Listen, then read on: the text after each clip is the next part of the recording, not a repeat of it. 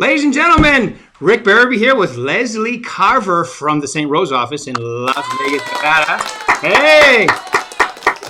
Real estate extraordinaire and one of my favorite people on the planet. Anyway, Leslie, so let's tell them a little about yourself, how long you've been doing that, all that good stuff, please. I've been in the business 25 years, and I've actually been with the same company that whole time. When I started, it was Prudential Southwest, then merged to a Prudential Americana, and now Berkshire Hathaway. So same company, love Mark. We have a team now. My husband and I are partners, and we have 3 buyer's agents. Awesome. All right, good. And I know that you're always in the top echelon, but just give an idea of what you guys did for business last year and maybe what your goal is this year. Last year was one of our probably the best year, not necessarily absolutely best year on number closed, but on commission. We did 208 deals and closed over 100 million in, what do you call it? Not GCI, yeah. but yeah. Yes. That's GCI. Yeah, no, that's awesome. 100 in gross involvement. Yeah, that's incredible. Yes. Wow, the awards are coming up too. I bet you'll be up there. I'm willing to bet. Yes. Right, and the great thing about you, I would say, is you've been with the same company, but I would say that you're. I think the reason why you keep being more successful every year and having your best year every year is because your ability to adapt. Like I've known you since my Mike Ferry days.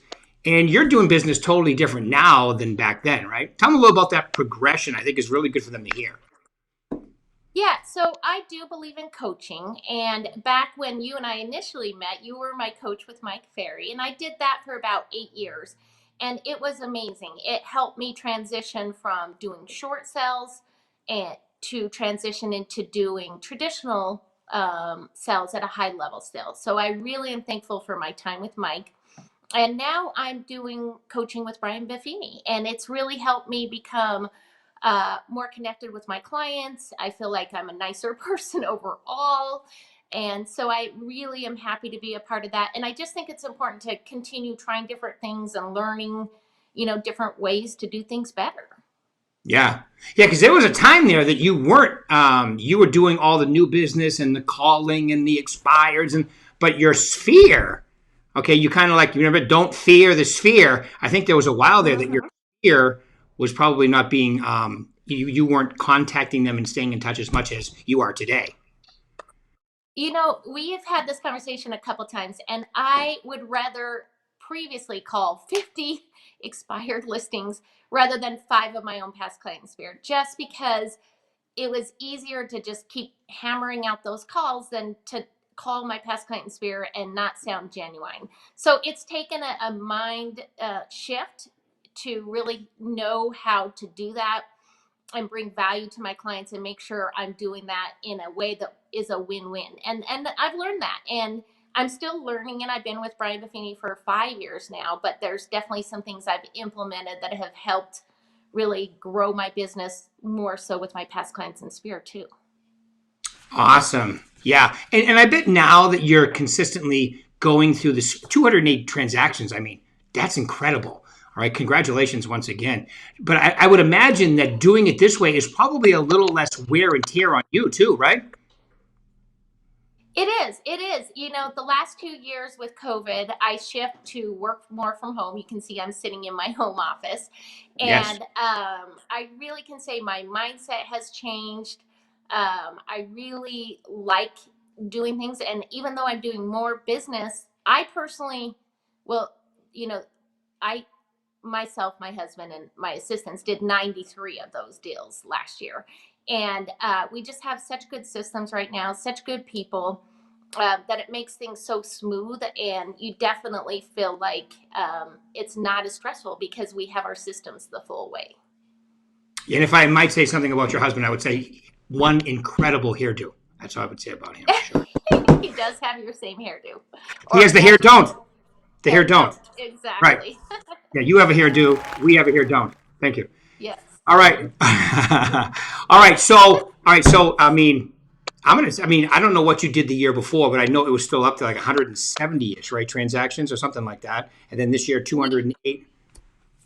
Yep. Yeah. It seems like we've had about somewhere around a 20% increase every year. Right. Yeah. That's awesome. That's awesome. And Yeah. you still give back. I know because I've been right next to you and your son, and sometimes a different son, at the rescue mission and so forth. So I know you give back to the community too. So that's awesome. That's really good stuff. So all right. So I'm an agent, and I'm trying to take my business to the next level, or I'm trying to get out of the gate hot this year. Yeah. Tell them some of the most important things that you would focus on as a really senior top agent like yourself. I have a newer agent that I've been working with on that. And I think, it depends on, you really have to start maybe by time blocking, put time in your schedule for prospecting. And if that means calling your past clients and spare, great. If that means calling expireds, great. If that means door knocking, great. Do what makes you comfortable. But also, sometimes you have to be okay with even doing some things that make you uncomfortable. For me, that was past clients and spare, and then you get more comfortable as you continue to do that. So put in your schedule, like for me, it's from 9 to 11:30 is prospecting time. So that's calls to my past clients and spare, following up with leads. So if you don't put that first and time block for it, you'll get busy and never find time. You'll make up any excuse to do anything but that. And that's the number one priority is always, moving forward, reaching out to clients so you have additional new business constantly. Excellent. Okay, so carve out that process. And I'm going to tell you too, and I think I've told you this before. My Yeah. biggest thing was implementing my sphere too, because I was just like you at first too. I would rather bang out 50 expireds. I go visit for sale by owners, and for me, it was simply because they're more in-depth conversations. You know what I mean? You have to Yeah. take great notes, remember their kids' names, their dogs' names, what they do for work. They're way more personal of a conversation where if I'm calling you and you're an expired, boom, we're getting right into your motivation, setting an appointment and going over there. So even though it's way better ultimately to be working your sphere because not only will they use you, but they'll tell their friends and so forth. So that's where you really expand your business. But I think that was the thing. That was the thing for me. I don't know if that makes any sense to you. It does. And I think, for me, I've been in the business a long time. So Spear is a big part. I've got a lot of past clients, 25 years in the business that work, but I'm still looking for other avenues. I, do get several leads from online sources. I do get leads in other ways. And if I have a slow month, I'm calling expireds. I'm calling whoever I need to. So if you don't have enough of your current past clients or people to reach out to, new agents, go do open houses, go reach out to clients. You got to do whatever you need to do to stay in that mindset of bringing in new business. And I also think mindset's so important. I have time blocked in my schedule every day to do my gratitudes. I have time blocked in my schedule every day to meditate first thing in the morning because when I was younger, I used to be really naturally positive, and I find as I get older it doesn't come natural, but I create that every day by writing gratitudes every single day and just staying focused on my mindset. It's true. It's true because I talk to my mother every day, and I'm like, oh my god, if I thought like her, I'd probably run into oncoming traffic. But she's 81, so she gets a pass. But yeah, I love. Okay, so what I'm hearing from you is okay. Even at 208, you're always trying to grow. Your commitment level is off the charts. Okay, and you obviously achieving this goal. It's a family affair with you too because the whole family's involved, which is awesome. All right, but how do you maintain that commitment and that drive day in and day out? Because I know they're thinking that, Leslie. Hold on, she got logged out. She got logged out. Yeah. So we. Oh, and there she is. Good thing we're live. Okay, everybody, stay tuned. We're having slight technical difficulties. Okay, if this wasn't a real emergency, you'd be contacted by the natural. Oh, there she is. All right, good. Sorry. I'm she's on my back. phone and a phone call came in. And you went to hit I know, I hear you. No, I denied it, but kicked me out. It kicked you out. All right, so did you hear my question or no? Probably not. No. Okay, No. Mike. It's okay, we're live. This is good. I love when this kind of stuff happens. All right, I was about to read the weather and go in. No, I'm kidding. All right, so at 208 transactions, okay, so I'm listening to you and I'm thinking, fortunately, I know you, but I've always noticed this about you too, is I know they're thinking 208 transactions. Listen to the urgency. If I don't have this, first off, you're prospecting 2.5 hours a day, which is incredible. Everybody should hear that. She does online stuff, she does social media, but she's talking to people. That's how you get paid big in this business, number one. But number two is your commitment level, the level of urgency in your voice. So I know they're thinking this. How do you maintain that day in and day out? I create it by having like I pay myself first, so I have a decent amount of money come out automatically every month, and then I have expenses, and a lot of those are personal things. Like I'm paying my mortgage down every month extra. I'm paying extra out every month, so I have bills to pay, and it doesn't seem like that because I'm putting it into other accounts, but if I don't have a strong month, then my work account drains down and it's like, uh-oh, what am I going to do? So, every month I know I've got to make a certain amount of money. It doesn't matter how much money I made last month. I've got, a set goal for this month. And I have spreadsheets that, we discuss every month with my team. So I'm held accountable. I know really to make my goal, I need to take 3 listings a week. So I've really taken the big picture, pared down my average commission of about 10,000 per deal, which to make my goal means I need to be taking in at least 3 listings a week, really closing 3 listings a week. Right, but you got to take them to close them. So that's great. So that's basically a contract every other day. I love it. If I'm not signing a contract every other day, I'm behind schedule. I need to pick it up. So that's great. I love that. That's how you look at it. The urgency is you're saving money. You have bills. You have things you want to accomplish. Your goals are high, and your commitment to them is very obvious. So congratulations. All right. So we talked about number one. We talked about carving out the time to prospect every day. You also mentioned your sphere is completely important. Anything else you think good points for them to think about if they want to go to the next level as agents? I would say, I mean, this is a little harder for newer agents, but I think, if you are really trying to create systems for excellent service the whole way, and if you're a newer agent, you can still do that just by really, being attentive and even asking questions of others if you have concerns. I learned a long time ago, you don't have to have the answer to everything. But if you don't know, just say that. I don't know, but I will find out. Communication's the number one priority with any client. So if they're not hearing from you, they're going to assume the worst. So if you're very proactive with communication, and then like we have created amazing systems to communicate with our clients. Once they list with us, they're going to hear from us at least 3 times a week. They're going to hear, like on Tuesday, we're going to call them and give them the feedback for all the showings over the week. On Wednesday, they're going to get a recap email with, here's the showings, here's the feedback, and here's what we're doing to sell your home this week. And then either on Thursday or Friday, I'm going to touch base with them, go over the feedback, go over my recommendations.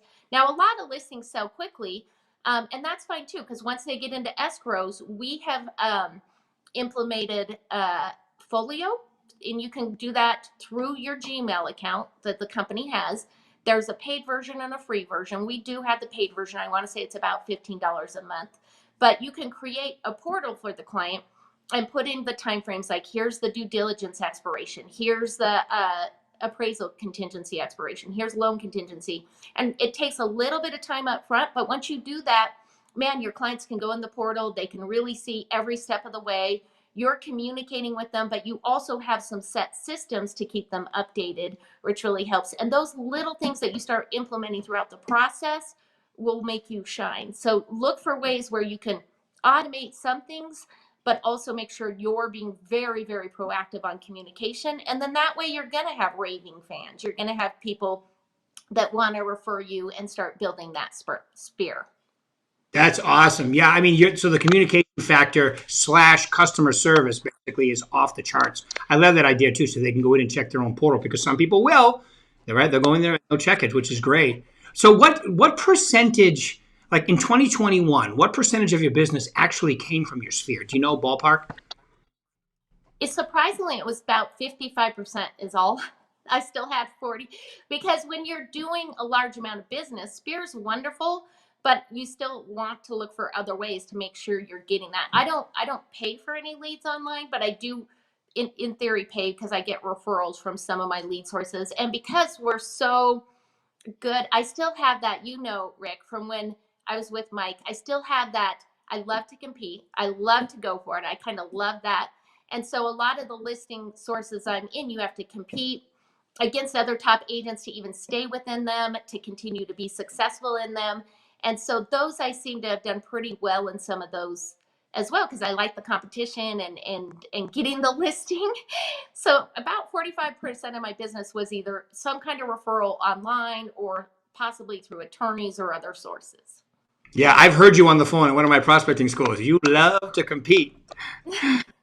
I could give them one specific phone call, but I won't. You were up against somebody and you convinced them to let you come over too, based on what you did. It was very good. It was very good for the rest of the class to listen to too. All right, awesome. I have one of those tomorrow that I had to talk her into. She'd already met with 3 agents. I'm like, nope, you got to meet with me, and that happens a lot. And then they hear me and will list. Right. And it's the old saying, if they like, I used to love when they would say to me, no, I already have somebody. Well, have you signed yet? No. Well, I'm sure you're going to get a second opinion, right? And as soon as they say yes, I'm thinking they're not that committed, right? Or yeah, remember and the number one thing that works for me really on that is to ask what's important to them. What's important to you on the agent you want to work with? What's important to you on the agent that you choose to list with? And then really write that down, get that information, and then that's what you're going to talk to them about. That's what you're going to show them you are that agent. If communication is important, great, I have those systems. If experience is important, great, let me show you that. If marketing is important, let me show you what our company does and some of the things we do. So and even if you're a brand new agent, if you know what's important to them, then you can come in prepared to answer that objection to their satisfaction. Yeah, and that's absolutely 100% true. I agree with you 100%. And I actually think your ratio is right on. So 208, 55%. So you're around 110, 115 deals from your sphere. But the great news is that it also proves your new sources still ended up to be 45% of your business, which means if you're not out there doing the other calling and the other, the online stuff and the social media and all that, you'd reduce your business by a lot by not doing those, right? So, yeah, absolutely. I think if you start number one with mindset and make sure you have a positive mindset set very strong, and then you implement prospecting as one of the most important things in your day, probably first thing in the morning. And then really try to create systems for communication and being proactive with your clients. You will be successful. Those are the 3 keys. And I would say little things, even like when I take a listing, I email a copy of all the paperwork to my client. And within that email, it says, we're also going to be mailing you a copy. And we put together a nice mailing with some information about the team. Right now, we're putting in like a calendar, magnet calendar, a couple things. We're putting in the home benefits book and put together a really nice mailing about what to expect next with all of their paperwork. Those little things make you stand out. A lot of agents don't do that. And then you have in writing through your email that you did provide them a written copy of all the paperwork. And you also have in writing in that email that you mailed them a copy. So it kind of protects you. But those things set up correct expectations with the client, make you stand out. Little things like that to make sure you're communicating and doing the things you're supposed to do. Right. Absolutely. And I know you use the brand and all that. You just mentioned the magazine. Jim will be very proud. Right. And you use, all that stuff is incredible because, usually you find people that are doing the amount of business you are. It's a team concept. It's the brand, it's you, it's your team, it's your husband, all of those things together equal what you're doing. Right. So it's a whole team concept. And look, I'll just give you this other thought too is, to me, if you get over once you cross the 65% of your business comes from your sphere, it's because you're not doing enough new stuff as well, right? So I think that's 55-45 to me is like a perfect ratio, really is. All right, and I know that you're busy, so I really appreciate you taking out your time today, Leslie. Any final words you want to leave these wonderful people on Facebook Live? even if you're a brand new agent, start out with the gratitudes. I see that so many times in my life, so many times in my career. I start with being thankful for what I have. I start with being thankful every day. And then something that seems unrelated just falls into place. Last 2 years ago, about a year and a half ago, we bought this new home. And we had bought it during COVID. And I had talked to several of my team members, several people saying, I'm gonna have a really strong mindset during this time. And so we were walking around our neighborhood, and we had saw a house that we just kept pointing to, saying, that's our dream house someday. That's our dream house someday. And literally through a for sale by owner, friend of who knew a friend, someone who said, you know what, there's this for sale by owner, wants to sell, wants to just get it done. It was this house. It was our dream house. And we literally got it for a really great deal. We're able to remodel it. I'm living in my dream house. And I have no doubt, throughout my career, I've seen it, so really get rid of bad news, social media that's unhealthy, and start focusing on the positive, implement things into your business, and that'll help you in all aspects. That is such a powerful statement. The house you actually walked by and pointed as your dream house actually came on, and you guys bought. That is an awesome story. I love it. Congratulations. For a month, every day we were walking by pointing, going, that's our dream house someday. That's our dream house. But we didn't think we could afford it. And we could not have planned how it fell into place, ever. Right. That is so awesome. And the fact that you bought it at the beginning of COVID, when everybody thought the sky was falling in, the market's going to crash, run, right? And then 6 weeks later, the market kicked back into gear. So congratulations. And you know what? This has been a wild ride these last few years, hasn't it? As far as real estate goes. Really wow. Has. It really has. I'm riding it as long as it goes. Well, Leslie, I've known you since, when I first met you, it was REOs, and you shined with those, working with banks and having your whole staff. Now, okay, then you went to short sales. You had to learn how to do those. And then it became, I need a presentation now to present, because I have to be talking to the public again to get listings. So you're always ahead of that curve. So congratulations, because you're always looking forward, to see what's next. So I'm sure whether the market's up, down, indifferent, upside down, doesn't matter, you'll shine. I definitely have some thoughts on where the market will head, and I've got plan A and plan B kind of working in no matter where the market heads. I think I had mentioned to you last time, it's like even in down markets, those were sometimes my best years. So, yeah. I think keep a positive mindset, look for opportunities, and, you can be successful in any market. Right now, we're in a great seller's market. So, I would say just do what you can to continue to take advantage of this while we can, and then look for things to start putting in place, like systems for communication. So right. If it does slow down, you have some of those ready to go to be more proactive if it takes a little longer for the listing to sell. Well, now I have to ask you, so give us your 12 to 24 month prediction. What do you think is happening with the real estate market? Well, I listen to a lot of people, including Mark Stark, and Brian Buffini's put some things out. A lot of people have put things out, and obviously interest rates are going to continue to go up, and we'll see some things. But overall, I still see this market appreciating. I've heard anywhere from 10 to 15% appreciation still this year. I think things are still going to be good this year and probably at least 2 more years, and then it may slow down. Inflation's going to get to a point where we may see things settle a little bit, but I definitely think we're going to remain in the seller's market for at least another year. Yeah, I would agree with you. And I think, even though what you just said, inflation and interest rates, it might slow appreciation down slightly. But Las Vegas and Phoenix, where we have all this influx of California buyers coming in, this is still a bargain for them. That's why I think our appreciation rate is always going to remain above the national average, because of where our buyers are coming from. I think that's going to continue. But you're right. Phoenix was 32% last year. Can you imagine that, Phoenix, Scottsdale? And we were about 24%. So even half of that is still wonderful. Absolutely. All right.